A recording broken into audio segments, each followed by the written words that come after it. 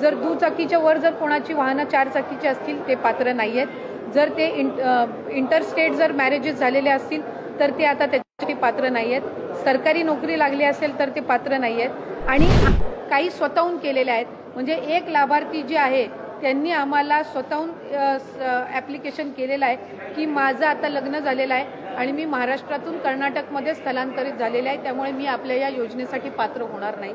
एक आम्हाला जी आलेली आहे त्यांनी स्वतः दिलेला आहे की आधार कार्ड हे करत असताना मी चुकीचा नंबर त्याच्यामध्ये टाकला। ही ऑक्टोबर महिन्यातली तक्रार आहे। 1-2 तक्रारी आमच्याकडे अशा आलेल्या आहेत की मला आता सरकारी नोकरी लागलेली आहे, त्याच्यामुळे मी या योजनेसाठी पात्र आता होत नाही। त्यामुळे आपण ज्या काही बाबी करत आहोत ह्या कंप्लेंट बेस्ड आहेत, कुठेही सरसकट स्क्रुटिनी ही आपण करणार नाही आहोत, हे मला आपल्या माध्यमातून सर्व माता भगिनींना निश्चितपणाने सांगायचं। ते आम्ही साधारणपणे आज मी आणताना या प्राथमिक स्वरूपात आणलेल्या आहेत, पण याच्यापैकी डबल ॲप्लिकेशनच्या, स्थलांतरित झालेल्याच्या, उत्पन्नाच्या याच्यामध्ये वाढ झालेल्याच्या साधारणपणे 80-90% तक्रारी त्या पद्धतीच्या आहेत, म्हणजे ज्या आलेल्या आहेत त्यापैकी।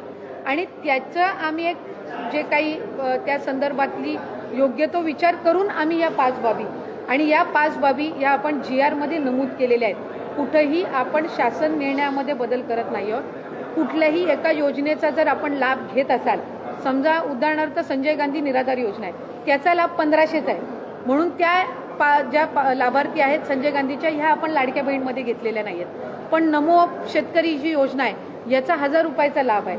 आपण GR मध्येच नमूद केलेलं आहे की आपण 1500 जो फरक असेल ती फरकाची रक्कम आपण देणार, त्याच्यामुळे याच्यात आपण कुठेही GR मध्ये आपण बदल करत नाही। दुचाकी आहे आम्ही GR मध्येच नमूद केलेलं आहे, पण 4 चाकी यांनी काही कंप्लेंट्स आम्हाला आलेल्या आहेत, तर त्याच्यानी आपण फक्त पॅन त्याच मुद्द्याची आपण पॅन महाराष्ट्र आपण स्क्रुटिनी करतोय।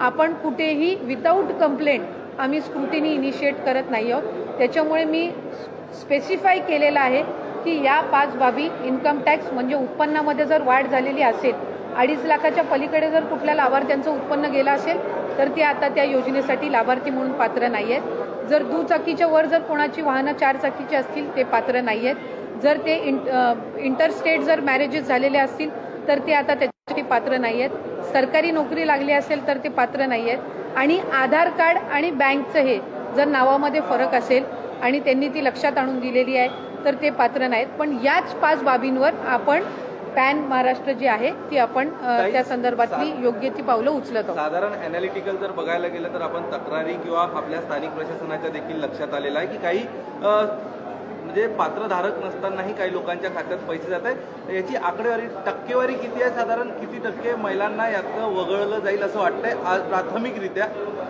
जेणेकरून सरकारचा निधी देखील वाचेल?